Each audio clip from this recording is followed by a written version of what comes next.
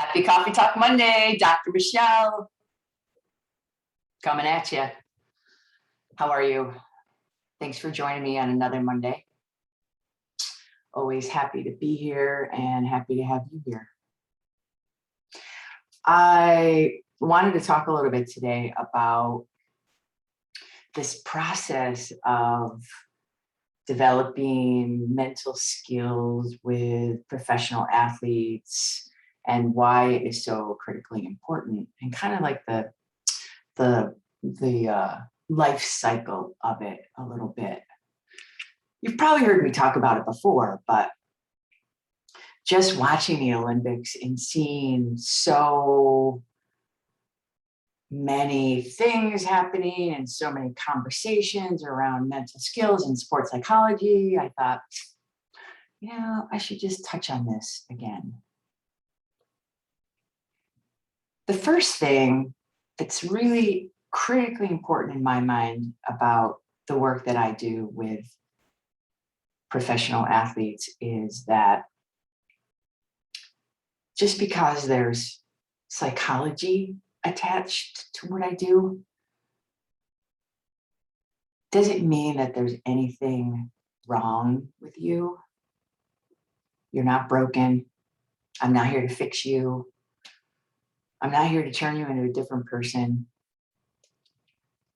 I think there's still a huge stigma attached to getting help. But it's very different than therapy on most levels, actually. I don't do therapy with clients per se.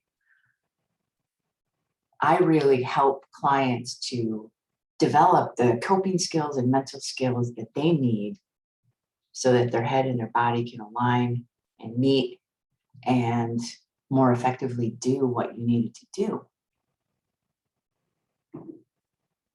You develop your physical skills and you spend a lot of time and energy and money doing it. Yeah. And you have a coach who helps you with that.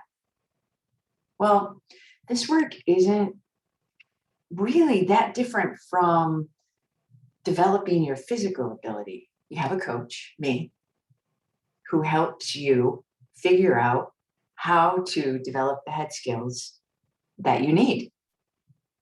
And there is a process to this. It's not a lifetime process, which I think sometimes is the other piece of this that freaks people out. I have to spend all this time and money on the physical, and then I have to spend all this time and money on the mental. Yeah, you do have to spend some time and money, honestly. But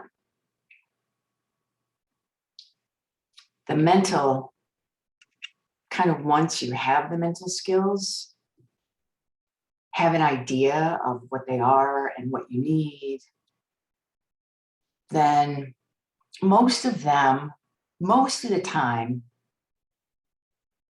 you have them. There are some that you have to continue to work on, and there are some situations where things change.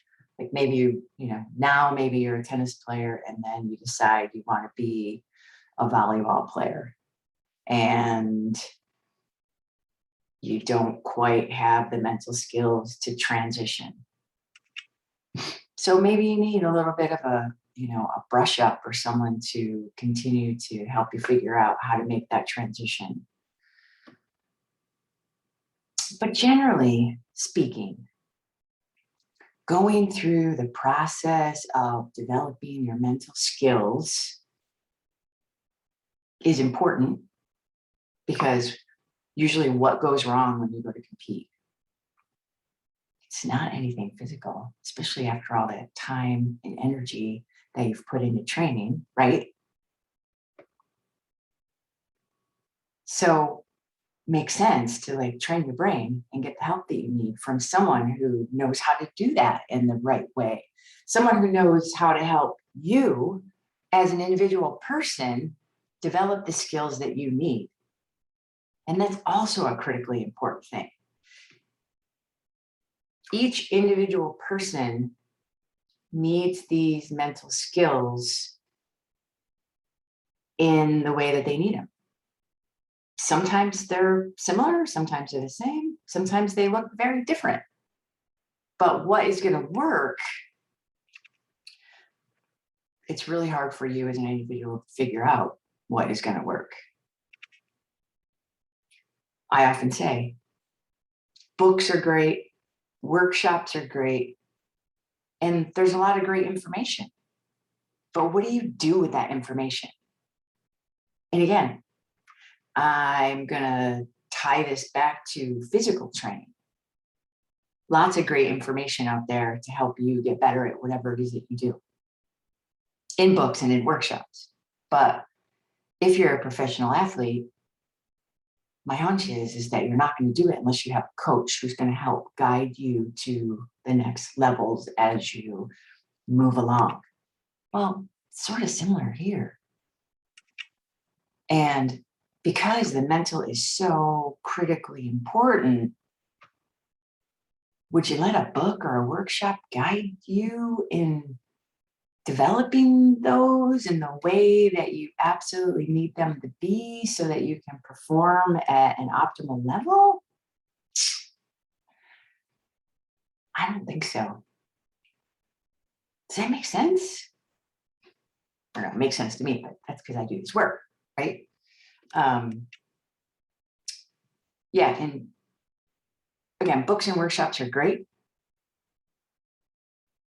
They give you a foundation for recognizing, I think, and reflecting on the fact that, oh, yeah, okay, I could be doing this, and I probably should be doing that.